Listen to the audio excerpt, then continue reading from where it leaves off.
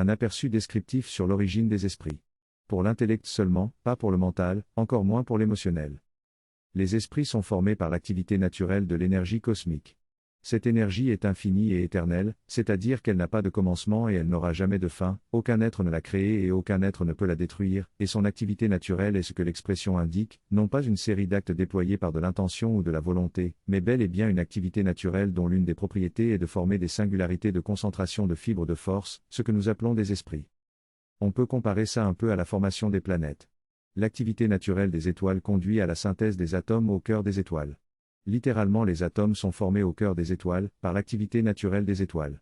De cette activité, naissent ensuite des planètes, qui sont des condensations d'atomes formés au cœur des étoiles. Comprenez que les atomes de votre corps physique actuel, ont été formés au cœur d'une étoile. Il y a des milliards d'années. L'océan de l'énergie cosmique est infini et éternel. Et il serait erroné de lui attribuer des qualités de conscience, de volonté et d'intelligence. Car ces qualités sont des qualités qui émergent de la complexité de la singularité qu'est un esprit, et en moindre mesure de la complexité de la concentration de neurones qu'est un cerveau. Elles sont naturellement absentes en deçà d'un certain degré de complexité. Nous pouvons observer au sein de la nature, que des structures complexes peuvent tout à fait émerger naturellement de substrats plus simples. Il n'existe donc aucune impossibilité logique que l'océan d'énergie cosmique puisse former des choses plus complexes que lui-même. Parler d'océan d'énergie cosmique n'est pas une image, c'est une description de la réalité, certes approximative encore. Tandis que le lexique qui fait référence à des questions de source, de soleil central, de Dieu, d'être suprême, etc. sont des images, induites par la tendance émotionnelle de la nature humaine à chercher un protecteur puissant, sensible à sa vulnérabilité humaine. Et il est toujours erroné de raisonner comme si les images étaient à prendre au sens littéral. L'idée de l'océan est certes à adapter dans l'idée d'une étendue infinie dans toutes les directions. Prenons une autre comparaison pour essayer de se figurer comment les esprits sont formés dans l'océan de l'énergie cosmique. Et prenons notre propre océan sur Terre.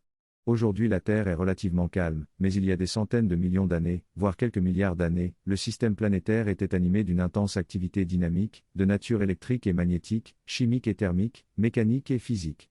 À l'époque, cette intense activité dynamique était naturelle, et l'un des résultats de cette intense activité au cœur des masses, et océaniques, a été la formation de macromolécules de protéines, beaucoup plus complexes que les éléments atomiques de départ. Et ces macromolécules ont formé naturellement des embryons primitifs de cellules vivantes. Littéralement, de la simplicité de la matière océanique de l'époque, s'est formée une complexité remarquable. Par l'effet de l'activité naturelle intense qui prévalait à l'époque dans le système planétaire.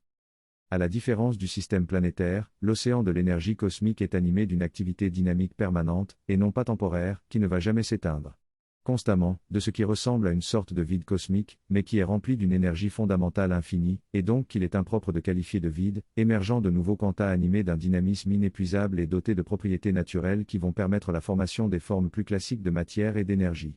Un quantum en lui-même est déjà plus complexe que le fait de l'énergie fondamentale, dont la substance est la chose la plus simple qui puisse exister.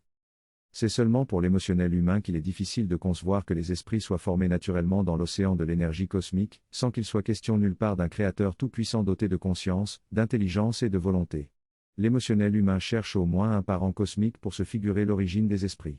L'océan de l'énergie cosmique n'est pas un être, c'est juste la substance infinie et éternelle dont l'activité dynamique naturelle génère la base de toutes les formations que nous pourrons jamais observer dans la réalité, à commencer par la formation que nous sommes nous-mêmes.